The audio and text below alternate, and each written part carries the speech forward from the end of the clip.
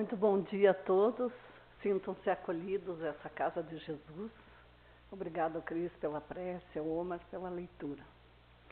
Então, temos na casa o sistema de escolha de temas, tanto do Livro dos Espíritos quanto do Evangelho. Temas, na verdade, já estipulados e, às vezes, alguns temas livres. E há alguns meses já, eu lendo o livro O Problema do Ser, do Destino e da Dor, de Leon Denis, achei fantástico. Era um livro que há muito tempo estava na minha estante e eu estava relutando de ler, mas recomendo a todos vocês, que é muito bom.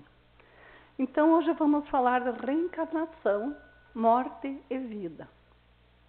Então, quase a totalidade da nossa reflexão de hoje é sobre o livro do Leon Denis, O Problema do Ser, do Destino e da Dor. E é lógico, não poderíamos deixar de citar várias passagens do Evangelho e do Livro dos Espíritos. A lei dos renascimentos rege a vida universal. Com alguma atenção, poderíamos ler em toda a natureza, como num livro, o mistério da morte e ressurreição. As estações sucedem-se no seu ritmo imponente. O inverno é o sono das coisas, a primavera o acordar. O dia alterna com a noite. Ao descanso, segue-se a atividade. O espírito ascende às regiões superiores para tornar a descer e continuar com forças novas a tarefa interrompida. As transformações da planta e do animal não são menos significativas. A planta morre para renascer.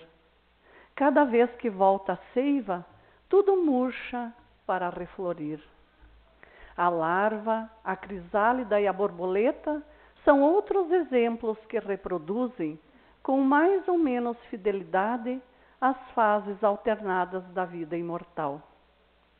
Como seria, pois, possível que só o homem ficasse fora do alcance dessa lei?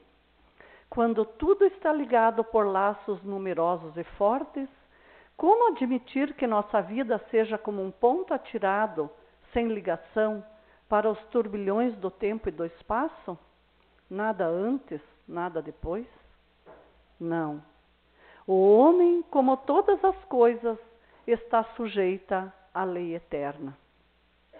Tudo o que tem vivido reviverá em outras formas para evoluir e aperfeiçoar-se. A natureza não nos dá a morte senão para dar-nos a vida. Nem os problemas da vida individual, nem da vida social se explicam sem a lei dos renascimentos. Todo o mistério do ser se resume nela. É dela, desta lei, que nosso passado recebe sua luz e o futuro sua grandeza. Compreendemos que não é de ontem que data o nosso aparecimento no universo, como ainda é crença de muitos. Mas, ao contrário, nosso ponto de origem, nosso primeiro nascimento, afunda-se na escuridão dos tempos. Sentimos que, através dos séculos, 1000 laços nos prendem à humanidade. Quando tocamos em algo, deixamos nossas impressões digitais. Como quando tocamos as vidas das pessoas, deixamos nossa identidade. A vida é boa quando você é feliz, mas a vida é muito melhor quando os outros estão felizes por causa de você. Nada na natureza vive para si mesmo. Os rios não bebem sua própria água. As árvores não comem seus próprios frutos. O sol não brilha para si mesmo, e as flores não espalham sua fragrância para si. Jesus não se sacrificou por si mesmo, mas por nós. Viver para os outros é uma regra da natureza. Todos nós nascemos para ajudar uns aos outros. Não importa quão difícil seja a situação em que você se encontra, continue fazendo o bem. Se a vida individual começa somente com o nascimento terrestre, se antes dele nada existe, se admitirmos que o homem vive atualmente pela primeira vez neste mundo, que uma única existência terrestre é a que cabe a cada um de nós, e se acreditarmos em Deus, e acreditarmos principalmente que esse Deus é justo e bom, como aceitar a incoerência desta justiça, quando para uns a fortuna, a felicidade constante, e para outros a miséria e a desgraça? Para estes a força, a saúde, a beleza. Para aqueles a fraqueza, a doença, a fealdade. Por que a inteligência, o gênio aqui e acolá a imbecilidade? Como se encontrar tantas qualidades morais admiráveis, a par de tantos vícios e defeitos? E as enfermidades inatas, a cegueira, a idiotia, as deformidades, todos os infortúnios que enchem os hospitais, os albergues e as casas de correção? A hereditariedade, que é a transmissão das propriedades dos genes de um indivíduo aos seus descendentes, não explica tudo. Na maior parte dos casos, essas aflições não podem ser consideradas como resultados de causas atuais. Sucede o mesmo com os favores da sorte. Muitíssimas vezes, os justos parecem esmagados pelo peso da prova, ao passo que o egoísta e os maus prosperam. Por que existências que duram poucas horas, ou às vezes nem chegam a nascer, ao passo que outras duram quase um século? E as crianças prodígio, músicos, pintores, poetas, todos aqueles que desde o berço demonstram extraordinária disposição para as artes e ciências, ao passo que tantos outros ficam na mediocridade toda a vida, apesar de um esforço imenso? Então, se antes do nascimento nada existe, inútil procurar explicar essas tremendas irregularidades, estas grandes diferenças, e ainda mais poder conciliá-las com a existência de um poder sábio, previdente e equitativo. Religiões e sistemas filosóficos contemporâneos esbarravam com esse problema, sem conseguir resolvê-lo, considerando sob seu ponto de vista de uma só existência para cada ser humano, o destino continua incompreensível, torna-se inexplicável o sofrimento. O homem, levado a crer na ação de forças cegas e fatais, na ausência de toda justiça distributiva, parte para o pessimismo e, pior ainda, para o ateísmo, isto é, não acreditando em Deus. Ao contrário, tudo se explica, se torna claro com a crença nas vidas sucessivas. A lei de justiça revela-se nas menores particularidades da existência. As desigualdades que nos chocam são o resultado dos diferentes graus de evolução de cada alma. O destino de cada ser não é mais do que causas e efeitos gerados por seus atos. Nada se perde, como na natureza. Os efeitos do bem e do mal acumulam-se e germinam em nós, até o momento de desabrocharem. Algumas vezes, esses efeitos surgem rápido. Noutras vezes, depois de longo tempo, segundo diríamos, pela sua adubação, é ativada ou retardada pelas influências do ambiente e dos nossos esforços. Cada um leva para outra vida e traz ao nascer a semente do passado. Essa semente há de espalhar seus frutos, conforme a sua natureza, ou para a nossa felicidade, ou para a nossa desgraça. Na vida que começa e até sobre as seguintes. Se uma só existência não basta para desfazer as consequências más de nossas vidas passadas. Assim como os fatos do dia a dia vêm juntar-se às causas antigas, atenuando-as ou agravando-as, encadeando a teia do nosso destino. Assim, a sanção moral, quer dizer, as penas ou recompensas que às vezes nos parecem tão sem valor, quando estudadas sob o ponto de vista de uma vida única, reconhece-se absoluto e perfeito na sucessão de nossas existências. Sofremos em nós mesmos a repercussão do nosso proceder. O homem constrói o seu próprio futuro. Até agora, na sua ignorância, ele construiu as apalpadelas e sofreu a sua sorte, sem poder explicá-la. Não está longe o tempo em que, mais instruído, conhecedor das leis superiores, compreenderá que só dele depende seu destino feliz.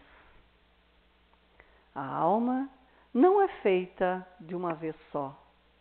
A si mesmo se faz, se constrói. Seus haveres intelectuais e morais, em vez de se perderem, capitalizam-se, aumentam de século para século. Pela reencarnação, cada qual vem para prosseguir nesse trabalho, para continuar a tarefa de aperfeiçoamento que a morte interrompeu. Daí, os seres extraordinários que aparecem aqui e ali na história da humanidade. Sua superioridade vem somente da experiência e dos esforços acumulados. Assim como a natureza se renova sem cessar em suas ressurreições, desde a metamorfose dos insetos até o nascimento e a morte dos mundos. Assim também, as coletividades humanas nascem, desenvolvem-se e morrem nas suas formas sucessivas, mas não morrem senão para renascer e crescer em perfeições. Nas horas de crise, surgem enviados que vêm restabelecer as verdades obscurecidas e encaminhar a humanidade. Deus envia à humanidade seus messias, seus reveladores, visíveis e invisíveis, os guias, os educadores de todas as ordens. Mas o homem, na liberdade, no livre-arbítrio de seus pensamentos, de sua consciência, escuta-os ou desatende-os. O homem é livre.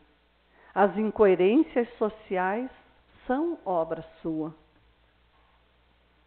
As causas da felicidade não se acham em lugares determinados no espaço. Estão em nós, nas profundezas misteriosas da alma. O reino dos céus está dentro de nós, já disse o Cristo. O mesmo pensamento está de outra forma contido nos Vedas, textos sagrados da Índia. Tu trazes dentro de ti um amigo sublime que não conheces. Também a sabedoria persa tem uma afirmativa. Vós viveis no meio de armazéns cheios de riquezas e morreis de fome à porta. Todos os grandes ensinamentos concordam neste ponto. É na vida íntima, no desabrochar de nossas potências, de nossas faculdades, de nossas virtudes, que está o manancial das felicidades futuras. Olhemos atentamente para o fundo de nós mesmos. Deixemos de lado as influências externas e no silêncio de nosso interior veremos surgir luzes e vozes fortes e consoladoras. Isso consegue-se através da arte da meditação e do antigo e sábio conceito do conhece-te a ti mesmo.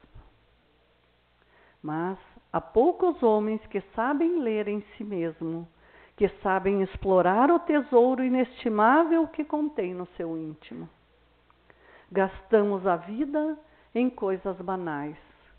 Percorremos caminhos da existência sem nada saber de nós mesmos, de nossas riquezas íntimas, cuja valorização nos proporcionará a felicidade. Há em toda a alma humana duas esferas de ação e expressão. Uma delas manifesta a personalidade, o eu, com suas paixões, suas fraquezas, sua insuficiência. Enquanto ela for a reguladora do nosso proceder, temos a vida inferior, semeada de provações e de males. A outra, interna, profunda, imutável, é ao mesmo tempo a sede da consciência, a fonte da vida espiritual, o templo de Deus em nós. E somente quando este centro de ação domina o outro, quando este nos dirige, que se revelam o poder oculto e o que o espírito se afirma em seu brilho e beleza. É por ele que estamos em comunhão com o Pai que habita em nós, segundo as palavras do Cristo. Com o Pai que é o foco de todo o amor, o princípio de todas as ações. Pelo primeiro, estamos sempre no mundo material, que é inferioridade, incerteza e dor. Pelo outro, temos entrada nos mundos celestes, onde tudo é paz, serenidade e grandeza. Com isso, não se quer dizer que devemos ignorar a vida material, pois o próprio Evangelho nos ensina: vivei com os homens como vivem os homens. Isso quer nos dizer que, estando no mundo, é lógico que precisamos de coisas materiais, mas o que nos ensinam os espíritos superiores é que não devemos dar mais importância às coisas materiais do que às coisas do espírito. E é pela manifestação crescente do Espírito Divino em nós que chegamos a vencer o eu egoísta para criar uma vida feliz. E qual o meio mais eficaz que nos coloca em ligação com as forças do bem? A vontade. O uso persistente dessa faculdade soberana é que nos permite modificar a nossa natureza, vencer todos os obstáculos, dominar a matéria e as doenças. É pela vontade que dirigimos nossos pensamentos para um alvo determinado, coisa que poucos de nós, infelizmente, têm essa capacidade. Nossos pensamentos flutuam sem cessar, não se fixam em ponto específico. É preciso, portanto, saber concentrar-se, pôr o pensamento de acordo com o pensamento divino. Aprendamos, pois, a servir-nos de nossa vontade, e é por ela, unir nosso pensamento a tudo o que é grande, a harmonia universal, cujas vibrações enchem o espaço. A vontade de viver atrai para nós novos recursos vitais. A vontade pode atuar com intensidade sobre os fluidos do corpo, ativar-lhe as vibrações e restaurar-lhe as forças. E continua Leon Denis nos esclarecendo que a vontade pode agir tanto no sono como na vigília. Portanto, a alma que estabelece um objetivo procura-o com forças redobradas em ambas as fases da vida e cria uma corrente poderosa que vai devagar e silenciosamente destruindo todos os obstáculos. Quando temos confiança e otimismo, aliadas à vontade, são forças que nos ajudam a preservar a saúde. Ao passo que o desânimo, o medo e o mau humor não nos tiram as armas poderosas que nos previnem dos males e nos deixam sem defesas. E William James, reitor da Universidade de Harvard, escreveu que os americanos têm com o nome de Mind Cure, cura mental, ou ciência cristã, aplicado o método pelo qual o simples fato de olharmos de frente para o que chamamos de mal, o perigo, a dor, a resolução de os afrontarmos, de os vencermos, diminui-lhes a importância e o efeito. Aplicado este método à terapêutica, não se pode negar que os resultados obtidos são consideráveis. Esse método resume-se na fórmula seguinte: o pessimismo torna fraco, o otimismo torna forte. Consiste na eliminação gradual do egoísmo, na união completa com a vontade suprema, causa das forças infinitas. E em todos os tempos e com formas diversas, esse foi o princípio da saúde física e moral. Na ordem física, por exemplo, não se destroem os infinitamente pequenos, que vivem e se multiplicam em nós, mas se ganham forças que podem lhes, da mesma forma, nem sempre é possível, na ordem moral, afastar as vicissitudes da sorte, mas se pode adquirir forças bastante para suportá-las com alegria, sobrepujá-las com esforço mental, dominá-las de tal forma que percam todo o aspecto ameaçador, para se transformarem em auxiliares de nosso progresso e de nosso bem. E ainda afirma Leon Denis: se o homem se conhecesse a obtenção dos recursos que nele germina, talvez ficasse deslumbrado, e em vez de se julgar fraco e temer o futuro, compreenderia sua força, sentiria que ele próprio pode criar seu futuro. Querer é poder, já diz um velho ditado. O poder da vontade é ilimitado. O homem consciente de si mesmo, de seus recursos latentes, sente crescer suas forças na razão de seus esforços. Sabe que tudo que de bem e de bom desejar há de mais cedo ou mais tarde realizar-se inevitavelmente, ou na atualidade, ou na série das suas existências, quando o seu pensamento se puser de acordo com a lei divina. E é nisso que se refere a frase: a fé transporta montanhas. E podemos acrescentar: e a vontade. Que a nossa vontade seja direcionada à nossa transformação íntima, à nossa busca dessa felicidade tão sonhada e desejada por cada um de nós, sempre com a certeza da vida imortal e a certeza também de que a morte não é o fim, mas apenas a transformação da matéria e a reencarnação, uma ferramenta para a nossa elevação à verdadeira vida. Um bom dia a todos e que tenhamos sempre uma vontade firme de seguir a nossa vida trilhando os passos do Mestre Jesus. Bom dia.